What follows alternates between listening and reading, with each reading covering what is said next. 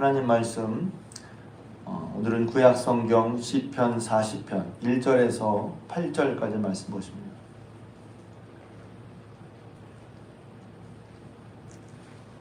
구약성경 시편 40편 1절에서 8절까지 말씀. 저와 같은 성경이라면 구약성경 831면입니다. 시편 40편 말씀, 제가 이제 예전에 이런 적이 있었어요. 그 성경을 다 알 수 없으니까 이제 창세기에는 어떤 말씀이 기억이 나지? 출애굽기, 레위기, 민수기, 신명기 이렇게 따라가고, 그래서 이제 보면 다 여러분 한번 생각 해보면 어떨까 싶어요. 창세기에는 어떤 말씀, 레위기에 제가 목사가 되기 전에 청년 때 그랬어요. 그리고 이제 시편 중에서도 유명한 시편들이 있죠. 시편 1편, 23편, 또 전 73편, 또 90편, 모세의 기도, 또 100편, 또 103편 이렇게 있어요. 저도. 근데 그 중에 하나가 이 40편 말씀입니다. 40편 말씀은 제가 이제 12절인데 수많은 죄악이 나를 둘러싸고 죄악이 머리털보다 더 많은데, 야, 이거 하나님 앞에 절망했단 말이죠. 고개를 들 수도 없어. 그런데 어떻게 기도하지? 여호와여 내게 은총을 베풀어 주옵소서. 제가 이제 기도할 때 기도가 너무 막막한데 이 말씀 딱 보고서 제가 힌트를 얻었어요. 죄도 많고 문제도 많고 낙심이 돼. 야, 이거 어떡하지? 어떻게 기도할지는 모르겠더라고요. 근데 13절에 보면 여호와여 은혜를 베풀어 주세요. 하나님 자비로운 분이시라. 그래서 죄인에게 은혜를 베푸신다는 말이 뭔지 몰랐어요. 죄인에게 은혜를 베푸신다? 말도 안 되잖아요. 근데 죄인에게 은혜를 베푸시는 것, 하나님이 내가 죄를 져서 잘했다는 게 아니라 죄를 져도 괜찮다는 말이 아니라, 죄를 지어서 하나님께 뭘 구할 면목도 안 되고 처지도 못해. 그리고 가면 하나님을 우러러볼 수도 없어. 그런데 하나님은 은혜로운 분이시라. 그래서 제가 은혜라는 걸 새롭게 깨달았어요. 은혜는 그런 거예요. 내가 좀 잘해서 받고 잘 안 하면 안 주고 그런 게 아니라, 은혜는 받을 자격이 없음에도 불구하고 하나님께서 여전히 우리를 불쌍히 긍휼히 여기셔서 하는 게 은혜란 말이에요. 근데 이제 오늘 말씀은 앞부분이에요. 앞부분 뭐냐면 2절 말씀입니다. 나를 기가 막힌 웅덩이와 수락에서 건지시고. 기가 막힌다는 말이 뭐예요? 기가 막혀. 기가 막힌 경험이 뭐였어요? 야, 기가 막히네. 우리 보통 칭찬해요. 야, 기가 막히게 잘하는데? 기가 막힌다는 말은 맥이 떨어져서 갑자기 퍽 막혀서 뭘 도무지 해볼 심상이 서지 않는, 마음에 뭐 이렇게 하면 되겠다? 계산이 나오면 괜찮아요. 근데 계산이 안 나오는 거죠. 이거 어떻게 해야 되지? 방법도 모르겠어요. 기가 막힌 거예요, 그게. 그러다 딱 하면 망연자실하죠. 뭐 어떻게 되겠어? 힘을 쓸 수가 없어요. 그게 기가 막힌 거예요. 그런데 여기 지금 시편 기자의 상황이 기가 막힐 웅덩이와 수렁에서. 수렁은 뭡니까? 뭘 해결하려고 하면 더 빠져드는 데가 수렁이죠. 해결하면 해결해 보려고 하는데 이게 해결되는 게 아니라 더 빠져들어. 여러분 혹시 기가 막힐 웅덩이와 수렁 같은 곳에 계신 분이 계신지 모르겠어요. 근데 거기서 보면 하나님께서 끌어올리시고 내 발을 견고하게 하다는 것이죠. 시편의 말씀이, 제가 제 느낌은, 제 경험은 그래요. 이게 와닿으면, 이 향이 딱 맞으면 너무 은혜가 되고, 뭐 이런 상황이 있어 하면 별로 공감을 못해요. 그런데 내가 이런 상황에 딱 들어가면 시편 말씀이 무척 위로가 되죠. 그래서 어떤 그 유명한 어떤 신앙가람 좀 많이 이상한데, 목사님은 시편을 매일매일 읽으라고 그랬어요. 왜냐하면 우리 마음에 어떤 상황에, 왜냐하면 문제를 풀어지는 게 6월 문제고 딱 이렇게 풀어지는 것도 있지만, 이쪽에서 힘을 얻으면 이쪽에서 문제가 풀어지거든요. 그러니까 시편은 딱 꼬집어서 이런 문제가 이렇게 해결돼 라고 말하진 않아요. 여기서 기가 막힌 웅덩이와 수렁에서 어떻게 했는지는 잘 몰라요. 저는 이제 설교자라 이런 것도 수렁에서 건져지는 거 뭐야? 이렇게 설명해주고 싶은데, 성경이 말하는 바는 그게 아니라, 시편 말하는 바는 하나님께 기도하고, 기도한단 말이에요. 기다리고 기다렸다는 말이 뭐냐면 귀를 기울이사 나의 부름을 들으셨도다. 이 한 귀절에 지금 계속해서 부르짖고 있는 시편 기자의 이 사람을 시편 기자의 모습이 보이죠. 근데 그게 금방 안 된 거야. 혹은 이게 어떤 문제가 해결될 때까지 쭉 오랜 시간이 있는 거죠. 그 시간 동안 계속해서 주님께 부르짖으면서 또 기다렸다는 거예요. 그러니까 이런 상황. 때로 우리가 한 번 기도하고 막 좀 표현이 쇠가 빨리 기도했는데 안 들어졌네. 그럼 낙심하기 쉬운데 이 사람은 계속 부르짖으면서 기다리고 기다렸단 말이에요. 그래서 그런 모습을 봐요. 뭐가 믿음이지? 한번 세게 기도했는데 안 들어주시나 보다. 이게 아니라 주께 부르짖으면서 기다리고 기다리는 거예요. 그냥 기다리는 게 아니라 맥없이 기다리는 게 아니라 주님이 내 기도를 들으실 줄을 알고 부르짖으면서 계속해서 주님 앞에 서 있는 것. 그게 일종의 믿음의 모습이죠. 그래서 저는 가끔 이렇게 할 때마다 믿음의 모습이 어떤 거지? 시편 기자가 이런 게 믿음의 모습이야 라고 하진 않지만 보여주잖아요. 내가 여호와를 기다리고 기다렸더니 귀를 기울이사 내 부르짖음을 들으셨더라.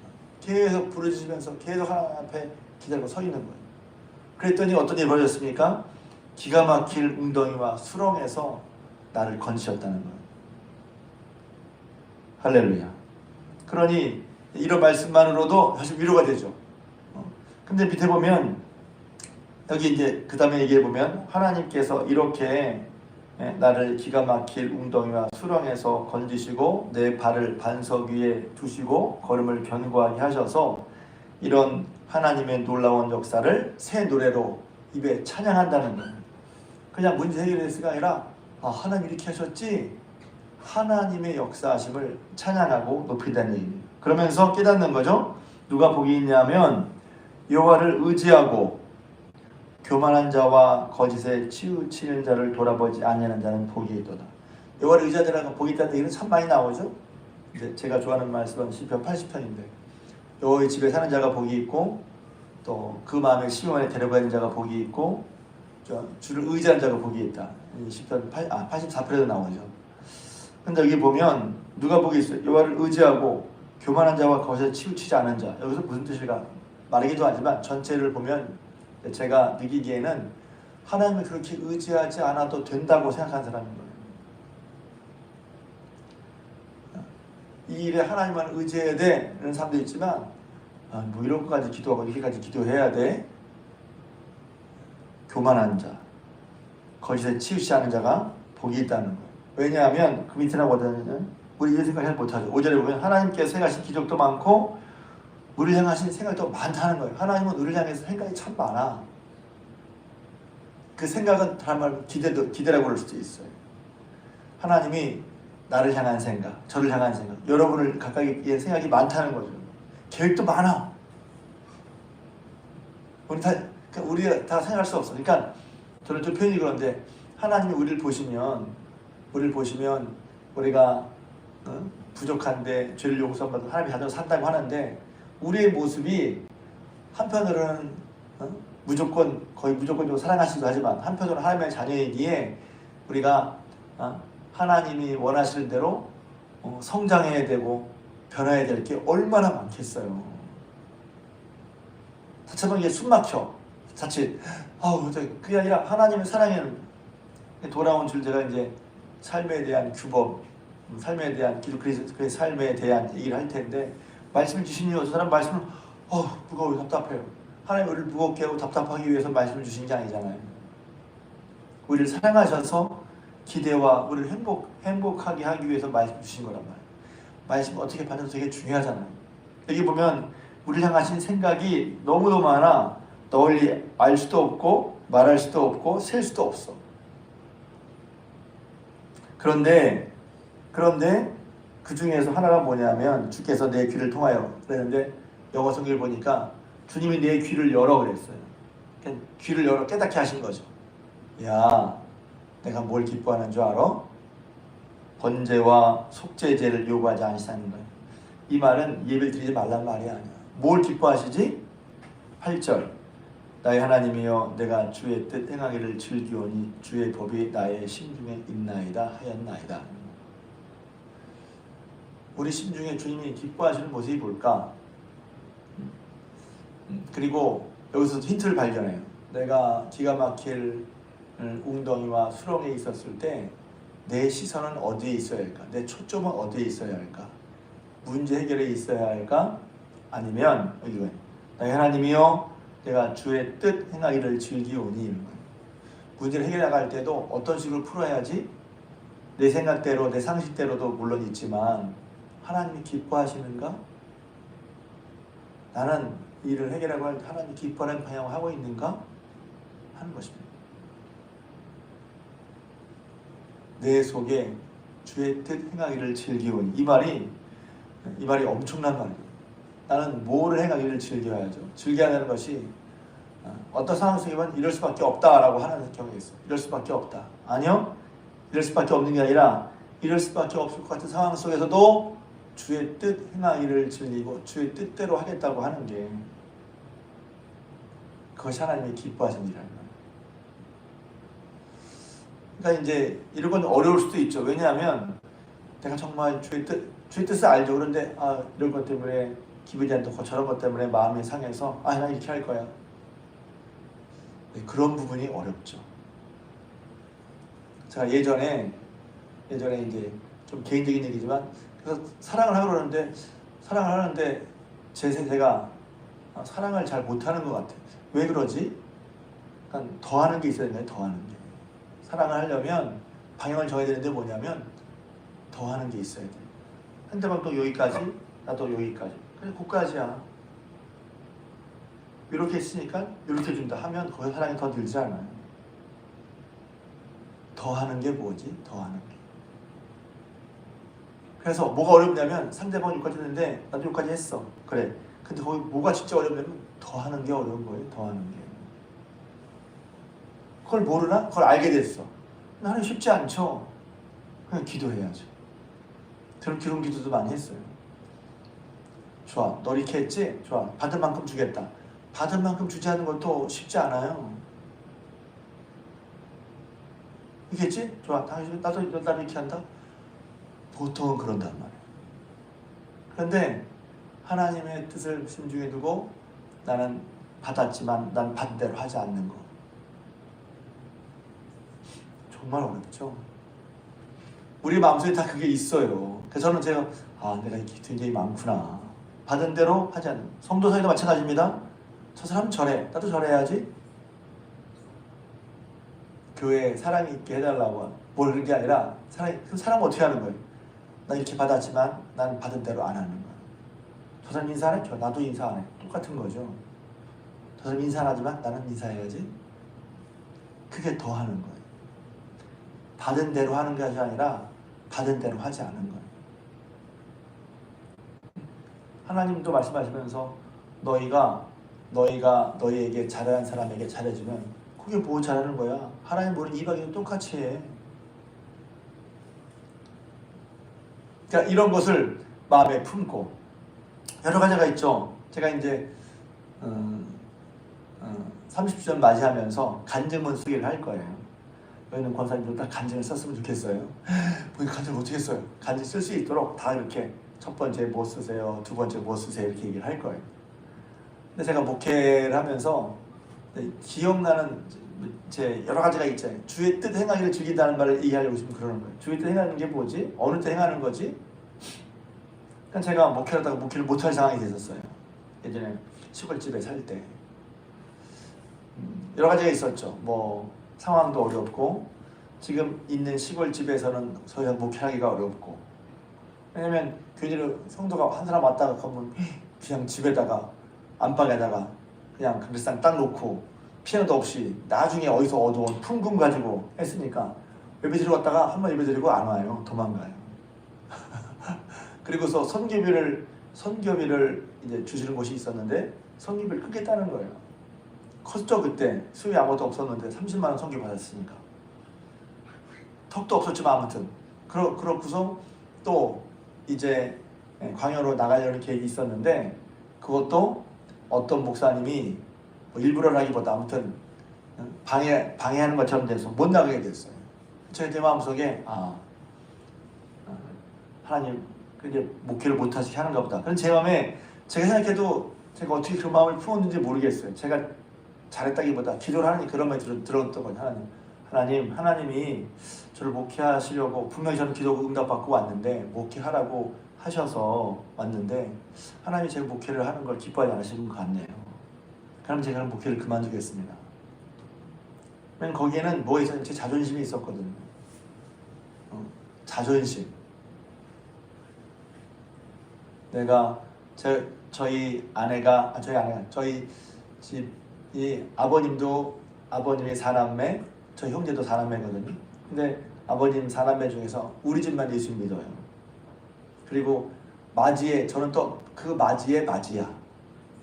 저희 형제도 4남매입니다.